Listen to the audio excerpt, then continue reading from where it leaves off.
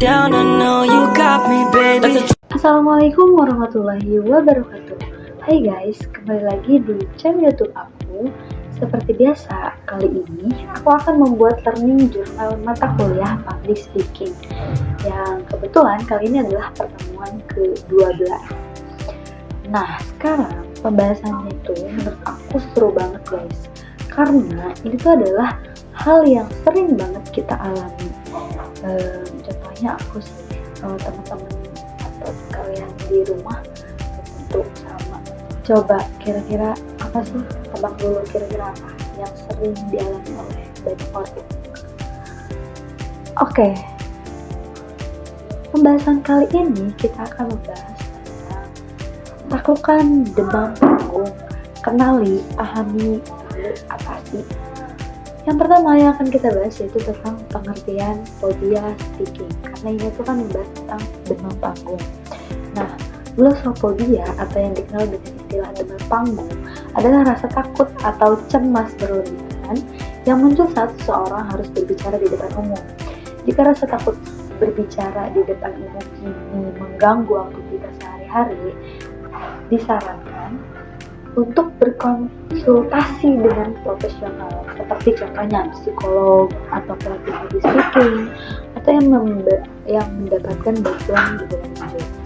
Nah, perbedaan glossophobia dengan gugup biasa atau begagap kayak gagap apa sih kira-kira, ada yang tahu nggak?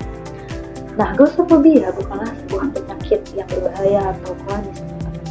Fobia ini menjadi salah satu jenis fobia sosial yang menyebabkan munculnya ketakutan atau cemas yang berlebihan pada hal-hal yang sebenarnya belum tentu bisa terjadi di sana.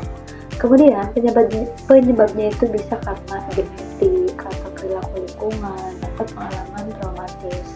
Sedangkan bicara gagap atau stuttering merupakan salah satu bentuk kelainan bicara yang ditandai dengan tersendatnya pengucapan kata-kata. Penyebabnya bisa karena faktor fisik, faktor psikologis, contohnya seperti orang yang mengatakan misal, awas ada pohon tumbang, tetapi dia malah mengucapkannya secara terputus-putus gitu atau berulang-ulang sehingga menjadi seperti gini contohnya, kayak awas ada pupuk pohon tumbang gitu. Makanya teman-teman juga pasti udah pernah melihat atau udah pernah mengalami melihat seseorang yang berbicara gagap, yang mengulang kata-kata itu beberapa kali. Nah, itu sebuah kelainan. Oke, fobia speaking atau lebih dikenal dengan nama glossophobia bisa disebabkan oleh beberapa faktor seperti pengalaman masa lalu yang buruk. Misalkan ada teman-teman yang mengalami masa lalu pernah berbicara di depan umum, ya intinya memalukan gitu, yang kita anggap buruk, atau faktor genetik dan pola asuh yang tidak tepat. Pengalaman trauma seperti dihakimi atau diperlakukan saat berbicara di depan umum bisa memicu ketakutan yang berlebihan. Selain itu, faktor genetik juga berperan dalam pengaturan respon otak terhadap rasa cemas, stres, dan malu.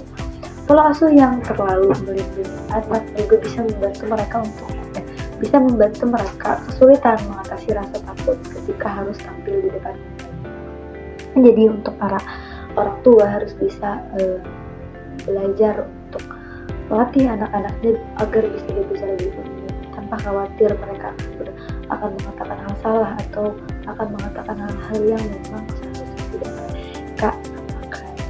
Nah, penyebabnya yaitu meliputi hal-hal ini. Yang pertama yaitu sifat yang diwariskan dari keluarga. Nah, ini tuh bisa menjadi penyebab glossophobia yang kita sering alami. Kemudian fisiologi otak, pola asuh orang tua, kepribadian, dan mengkonsumsi obat-obatan tertentu itu bisa menjadi akibat kenapa kita mengalami glossophobia.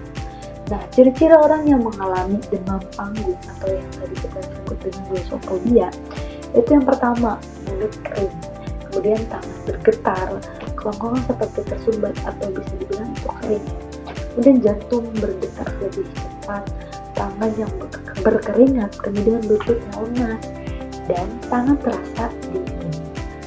Nah, dampak negatif dari demam panggung ini, yang pertama itu adalah gangguan konsentrasi.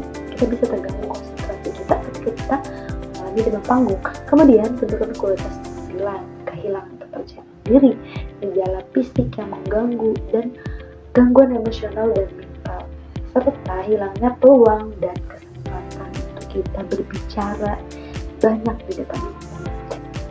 Demam panggung atau phobia speaking adalah hal yang wajar dan sering dialami oleh banyak orang, bahkan oleh tokoh-tokoh hebat sekalipun. Jadi jangan masingkat, karena tokoh-tokoh juga banyak sekali yang mengalami demam panggung.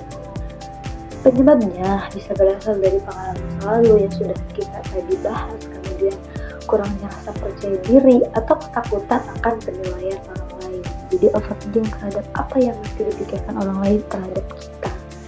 Namun, kondisi ini bukanlah akhir dari segalanya. Dengan kita mengenali penyebabnya apa, kemudian kita memahami diri kita sendiri dan melatih mental serta fisik secara rutin, siapapun bisa mengatasi demam panggung. Ingat bahwa kemampuan public speaking bukanlah bakat bawaan, melainkan keterampilan yang bisa diasah oleh kita. Setiap orang punya potensi untuk menjadi pembicara atau menjadi seorang public speaker yang percaya diri. Jangan biarkan rasa takut membatasi diri kita. Justru rasa takut itulah kita bisa belajar untuk tumbuh dan berkembang. Gimana, seru banget kan? Oke, mungkin hanya itu yang bisa aku sampaikan di pertemuan, dari hasil pertemuan ke-12 ini. Selanjutnya aku akan membahas tentang apa lagi kira-kira.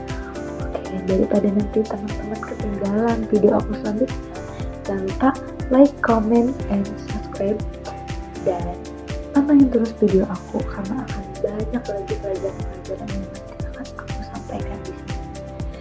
Kurang dan lebihnya dari aku mohon maaf. Terima kasih buat yang udah nonton dari awal sampai akhir.